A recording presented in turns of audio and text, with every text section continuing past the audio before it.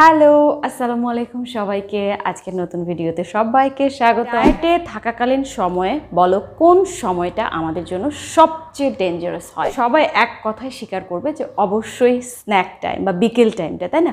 মানে এই টাইমটাতেই তো আমাদের আজে বাজে একটু বেঞ্জ ইটিং টাইপের করার একটু আগ্রহ জাগে। কেন জাগে বলো তো? কারণ আমরা সকাল থেকে এই স্ন্যাক টাইমটা পর্যন্ত একটু কম কম খেয়ে থাকি, কারণ ওয়েট লস জার্নিতে আছি। সো সব খাবারই একটু মেপে মেপে খেতে হচ্ছে, বেশি বেশি খেতে পারছি না। তার জন্য ভিতরে ভিতরে কিন্তু একটা ক্ষুধা আমাদের থেকেই যায়, এবং এর জন্যই এই টাইমটা মানে 4টা থেকে 5টা যখন একটা স্ন্যাক টাইম হয়, তখন কিন্তু আমাদের আর কোনো হুঁশ থাকে না, সামনে যা পাই তাই খেতে ইচ্ছে করে। সো এই যত রকম উল্টাপাল্টা খাবার আছে, ওই টাইমটাতেই কিন্তু দেখবে একটু বেশি খাওয়ার ইচ্ছে হয়। তো এই কথাটা মাথায় রেখেই তোমাদের জন্য আজকে আমি হাই প্রোটিন স্ন্যাক রেসিপি নিয়ে এসেছি। হ্যাঁ, আমরা অনেকে একটু বাদাম খেয়ে থাকতে পারি, একটু টক দই খেয়ে থাকতে পারি, বাট একটু নতুন কিছু যদি ট্রাই করা যায় তাহলে কিন্তু মন্দ হয় না। আর সেটা যদি হাই প্রোটিন সমৃদ্ধ খাবার হয় তাহলে তো কথাই নেই। তোমার প্রোটিনের চাহিদাটাও পূরণ করছে, এবং প্রোটিনটা খেলে কি হবে, তোমার পেট কিন্তু অনেকক্ষণ যাবৎ ফুল থাকবে। সো তোমরা আমার রেসিপিগুলোও ট্রাই করতে পারো। আর এছাড়াও তোমাদের জন্য আমার পরামর্শ থাকবে, এই টাইমটা মানে বিকেল টাইমটা বা স্ন্যাক টাইমটা তোমাদের যখন ক্ষুধা পাবে, তোমরা ট্রাই করবে প্রোটিন সমৃদ্ধ খাবারটা একটু বেশি রাখার। তাহলে কিন্তু এটা তোমার ওয়েট লসে হেল্প করছে, তোমার পেটটা অনেকক্ষণ ভরা থাকছে, তুমি রাতের খাবারটাও কিন্তু বেশি না খাওয়ারই পসিবিলিটি থাকবে। স্ন্যাক টাইম বা বিকেল টাইমটাতে আলতু ফালতু খাওয়ার প্রবণতাটা কেন হয় বলো তো? কারণ এই টাইমে আমাদের কুইকলি কিছু চাই, ইজি, যেটা হাতের কাছে পাওয়া যাবে। টুক করে একটা বিস্কুট খেয়ে ফেলি, টুক করে ফ্রিজ থেকে বের করে এক পিস মিষ্টি খেয়ে ফেলি, এক পিস চকলেট খেয়ে ফেলি, এক পিস কেক খেয়ে ফেলি। তো আমার রেসিপিগুলো রেডি করতে একদম টাইম লাগবে না। তোমরা জাস্ট যখন মনে করবে যে আমি এখন ক্ষুধার্ত, তখন জাস্ট 2 মিনিটের মধ্যে ওটা রেডি করতে পারবে। সব কিছু হেলদি উপাদান এবং সব সময় তোমার বাসায় অ্যাভেলেবেল থাকে, সেই ধরনের হেলদি উপাদানগুলো দিয়েই কিন্তু স্ন্যাকগুলো তৈরি করবো। চলো তোমাদেরকে আমার কিচেনে নিয়ে যাই। প্রথম রেসিপি আমরা তৈরি করব এগ স্যান্ডউইচ, তবে গতানুগতিক নিয়মে না, একটু নতুনত্ব আনার চেষ্টা করব। তার জন্য আমরা ব্রেডের মাঝখানের পার্টটা একটু আলাদা করে নিব, এভাবে কেটে কেটে।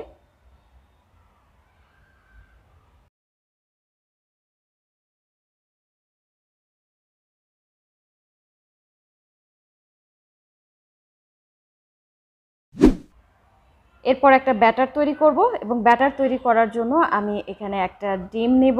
ডিমের সঙ্গে পেঁয়াজ কুচি, ক্যাপসিকাম কুচি, বরবটি কুচি, টমেটো কুচি, সাথে 1 থেকে 2 টেবিল স্পুন পরিমাণ দুধ অ্যাড করে দেব। এরপর পরিমাণ মতো লবণ এবং গোলমরিচের গুঁড়ো দিয়ে ভালোভাবে মিক্সড করে নেব।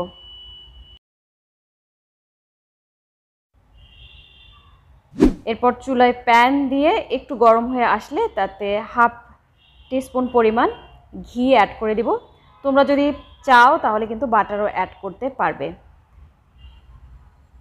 এরপরে আমি ব্রেডের স্লাইসটা দিয়ে দিব, বাইরের পার্টটা, ভিতরের পার্টটা আপাতত রেখে দিব, বাইরের পার্টটা দিব।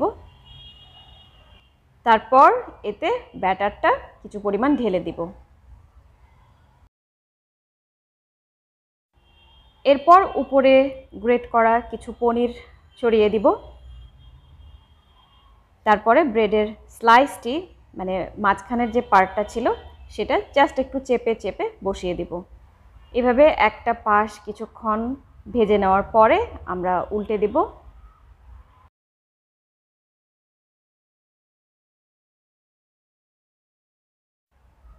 দেন 15-20 সেকেন্ড মতো একটু ভেজে নিলেই কিন্তু রেডি এগ স্যান্ডউইচ।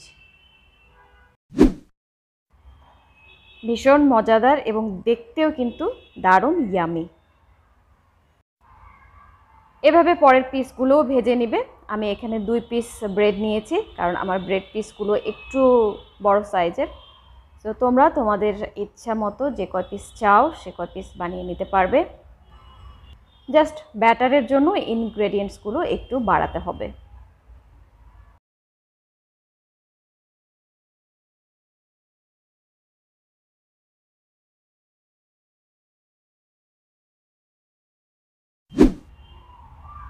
পরের রেসিপিটা তাদের জন্য যারা ডিম, চিকেন প্রোটিন সোর্স হিসেবে খেতে খেতে একদম বিরক্ত হয়ে গেছো তাদের জন্য পনির জিঞ্জার রেসিপি।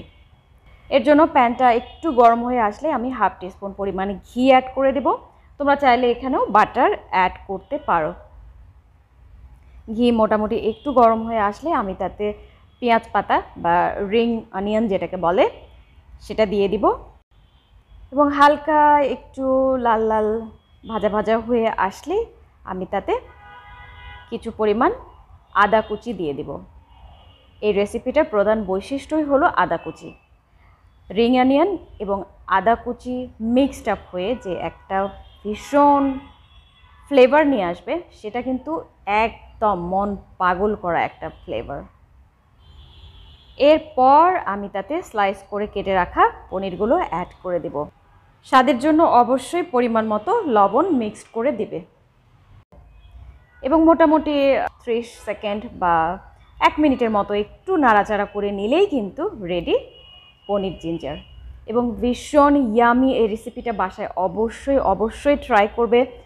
প্রোটিন সোর্স হিসেবে তোমার কাজে আসবে, এছাড়াও কিন্তু অনেকক্ষণ তুমি ফুল থাকবে, তোমার রাতের খাওয়াটা কন্ট্রোলে থাকবে যদি এই রেসিপিটা তুমি স্ন্যাক্স হিসেবে খাও বিকেলবেলা।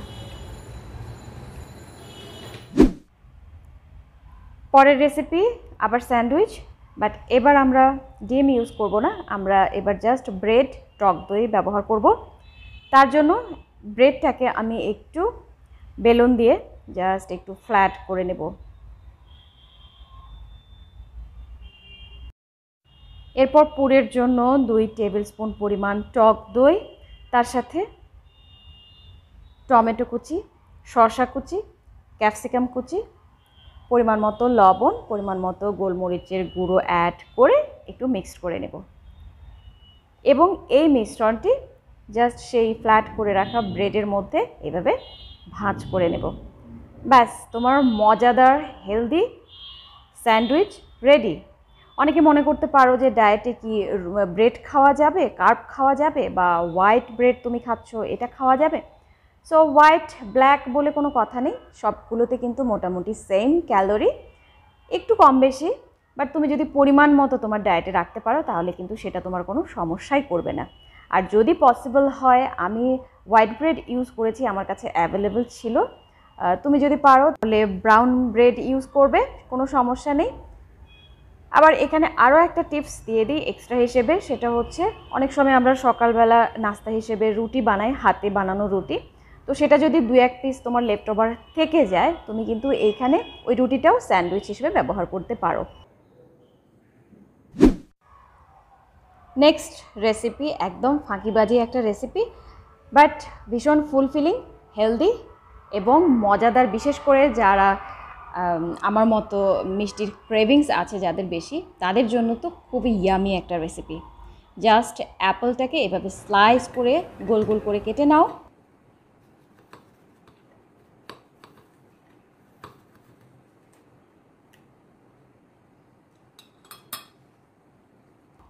এবং এর উপরে পরিমাণ মতো পিনাট বাটার ছড়িয়ে দাও। তুমি চাইলে এর উপরে বাদামের গুঁড়ো এরকমভাবে ছড়িয়ে দিতে পারো, বাট অবশ্যই ক্যালোরির ব্যাপারটা একটু মাথায় রাখতে বলবো যারা ওয়েট লস জার্নিতে আছো। টপার হিসেবে পিনাট বাটার এবং বাদামের পরিমাণটা একটু কন্ট্রোলে রাখতে পারো যদি ওয়েট লস করতে চাও, আদারওয়াইজ সব কিছু কিন্তু হেলদি।